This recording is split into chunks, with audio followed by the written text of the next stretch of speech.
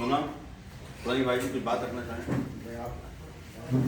आपने सुना तो ये चीज़ महसूस हुई, आपको भी महसूस की होगी मौजूदा हालात में डीजल, पेट्रोल और रसोई गैस के मामले में आम जनता जिस तरीके से परेशान है, मध्यम स्तरीय परिवार जिस तरीके से परेशान हैं, मध्यम स्तरीय वर्ग, मध्यम स्तरीय व्यापारी और मध्यम स्तरीय जनता जिस तरीके से तड़प रही है और रो रही है, और गरीब व्यक्ति का तो हाल बेहाल हो चुका है। उसके पास में एक वक्त की रोटी खाने का पैसा नहीं है। 1000 रुपए का सिलेंडर गरीब महिलाएं कितनी तड़प कर ले रही हैं। उस जो महीना 1 महीने में सिलेंडर खर्चा करती थी, आज महिलाएं आज 2 महीने चला रही हैं। बच्चों का खाना जो 2 बार बनता था, 1 बार में मुश्किल तड़प कर लोग कर रहे हैं, क्योंकि मौजूदा में जो अर्थव्यवस्था जिस प्रकार से तबाह बर्बाद है, लोगों के पास हालात नहीं है खर्चा चलाने के।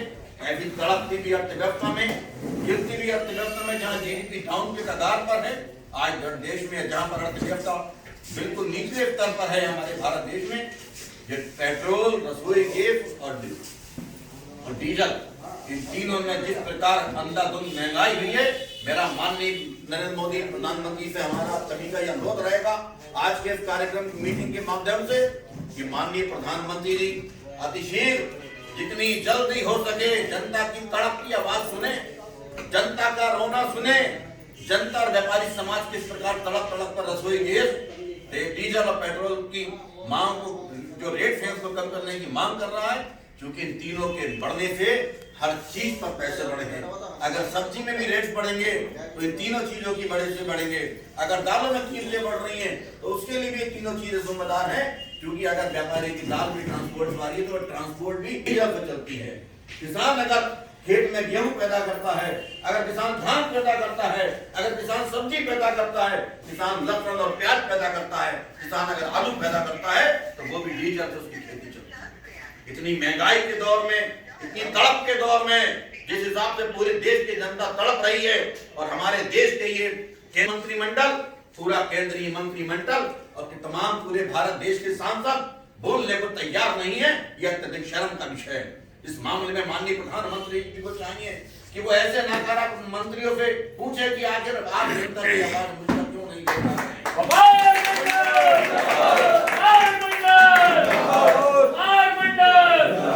जो सांसद पूरे देश के अंदर प्रत्येक जनपद के अंदर लोकसभा के द्वारा चुने जाते हैं, और वो जाकर के माननीय प्रधानमंत्री जी को अपनी बात, अपने जनता की आवाज सुनाने को क्यों तैयार नहीं है। अगर कोई केंद्रीय मंत्री किसी जनपद में जा रहा है तो उसके पास जनता के बीच में जाने का समय नहीं है। जब भी केंद्रीय मंत्री अपने कार्य क्षेत्र में आता है, अपनी कर्म भूमि, अपनी जन्मभूमि, अपनी राजनीतिक भूमि उस जिले के जनपद के अंदर पहुंचता है तो सबसे पहले उसके चापलूस को चारों तरफ घेर लेते हैं, और वो इस तरह घेरते हैं उसके आने से लेके और जाने तक वो चापलूस उसको चुपके रहते हैं। उस केंद्रीय मंत्री को इतनी मौका नहीं मिलता, उस केंद्रीय मंत्री को इतनी सुध नहीं होती कि वो जनता के बीच में जाए, गांव में जाए, मोहल्ले में जाए, बस्ती में जाए, और जाकर के पूछे कि आखिर तुम्हारी तड़प क्या है। सोनी भाई संघर्ष करो, हम तुम्हारे साथ हैं। सोनी भाई संघर्ष करो, हम तुम्हारे साथ हैं।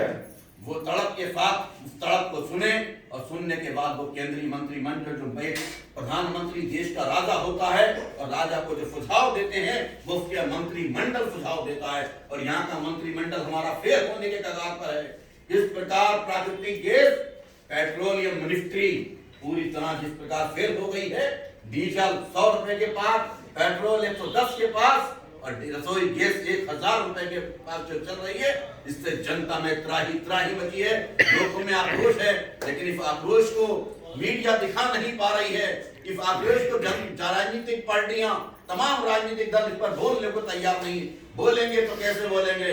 तमाम राजनीतिक पार्टियां, किसी ने लखनऊ के अंदर गोमती रिवर फ्रंट योजना में हजारों करोड़ का किसी का घोटाला है, किसी का हाथियों का घोटाला है, किसी का रॉबर्ट वाड्रा का घोटाला है। ना ही कांग्रेस बोलने को तैयार है, ना ही समाजवादी बोलने को तैयार है, और ना ही बीएसपी बोलने को तैयार है, ना ही आम आदमी पार्टी। कोई राजनीतिक दल पूरे देश में जनता और व्यापारी समाज की तड़प को भूलने को तैयार नहीं है। जनता तड़प रही है, जनता रो रही है, व्यापारी रो रहा है, और इस तरीके से महंगाई बढ़ रही है। तीनों चीजों में ये तीनों चीजें वो आइटम्स हैं, वो प्रोडक्ट्स हैं जो भारत सरकार के नियंत्रण में हैं। जिसके रेट्स कौन तय करता है? इन तीनों चीजों के माननीय प्रधानमंत्री तय करते हैं। इनके जो पेट्रोलियम मिनिस्टर हैं वो तय करते हैं। इसमें जनता का कोई लेना देना नहीं, व्यापारी समाज का कोई लेना देना नहीं है। इन तीनों चीजों के रेट अगर सुबह को 5 बजे डिक्लेयर होते हैं तो उसकी सीधी जिम्मेदारी केंद्र सरकार की है। उसका नियंत्रण 100% केंद्र सरकार का है। अगर वो आप चाहें माननीय प्रधानमंत्री 1000 रुपए का सिलेंडर 426 रुपए का होना है तो 426 का हो जाएगा। अगर माननीय प्रधानमंत्री जी चाहें जो डीजल आज 95 से 100 रुपए के बीच में है, अगर कल से ये 60 और 55 रुपए के बीच में आना है तो कल से 55 रुपए डीजल बिकेगा। किसान भी खुश होंगे, काश्तकार भी खुश होंगे, खेती वाले भी खुश होंगे और उनके साथ साथ व्यापारी समाज भी ट्रांसपोर्ट वाले खुश होंगे। लेकिन मौजूदा में जिस प्रकार व्यापारी समाज और किसान दर दर की ठोकर खा रहा है, दर दर की परेशानी उठा रहा है, उसकी बात को तो देश में सुनने को तैयार नहीं है। सारा मंत्रिमंडल मौन है। सभी सांसदों ने तय कर लिया है। अगर हमने इस देश में माननीय प्रधानमंत्री जी को जाकर जनता की आवाज पे रूबरू कराया, जनता की आवाज से अवगत कराया, तो शायद हमें दोबारा 2024 में लोकसभा का टिकट बीजेपी से नहीं मिलेगा। मंत्रियों को इस बात का डर है, केंद्रीय मंत्री इस बात से डर रहे हैं कि अगर हमने माननीय प्रधानमंत्री जी को जनता के दर्द की आवाज सुनाई और उनको बताया कि जनता में किस कदर आपकी इस पॉलिसी से रोष है, तो हमारा मंत्री पद चला जाएगा। ऐसे मंत्रियों को अपने पद पर बने रहने का नैतिकता के दम पर अधिकार नहीं है जो जनता की आवाज माननीय प्रधानमंत्री तक न उठा पाए। हमारा ये मानना है माननीय नरेंद्र मोदी मजबूत और कर्मठ प्रधानमंत्री हैं, लेकिन इस बात का अफसोस भी व्यापारी समाज को और आम जनता को है, इतने मजबूत और कर्मठ प्रधानमंत्री होने के बावजूद, इतने ईमानदार प्रधानमंत्री होने के बावजूद इस केंद्रीय मंत्रालय पेट्रोलियम मिनिस्ट्री ने माननीय प्रधानमंत्री जी की धमक पर दाग लगाया। माननीय प्रधानमंत्री जी की धमक, माननीय प्रधानमंत्री जी का जो चेहरा था पूरे देश में कि हर हर मोदी और घर घर मोदी, उस छवि को धूमिल किया है। और पूरे भारत देश में केंद्र सरकार की जो छवि थी, इन तीनों प्रोडक्ट्स के मामले में छवि धूमिल हुई है। हमारी माननीय प्रधानमंत्री से मांग रहेगी और इसको मनवे की वो इन तीनों चीजों के मामले में अपनी चीजें कंट्रोल करें।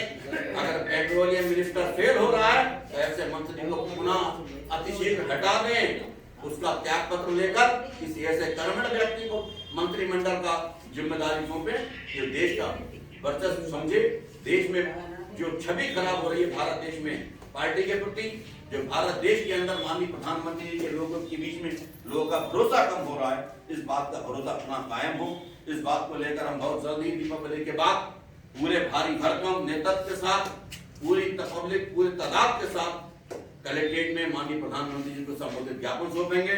मेरा यहाँ पर उपस्थित सभी साथियों से अनुरोध है, पूरे दम खम के साथ सभी लोग उस दिन मैदान में अपने साथियों के साथ कार्यालय पर पहुंचेंगे। कलेक्ट्रेट से हमारे लोगों का कार्यक्रम रहेगा।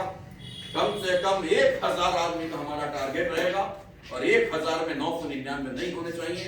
उसके बाद हमारा जो अगला कार्यक्रम होगा लगातार बढ़ेगा। अगर वक्त पड़ेगा और आने जरूरत पड़ेगी तो इस मामले में हम भारत सरकार में नई दिल्ली जाकर जंतर मंतर पर भी कार्य करेंगे।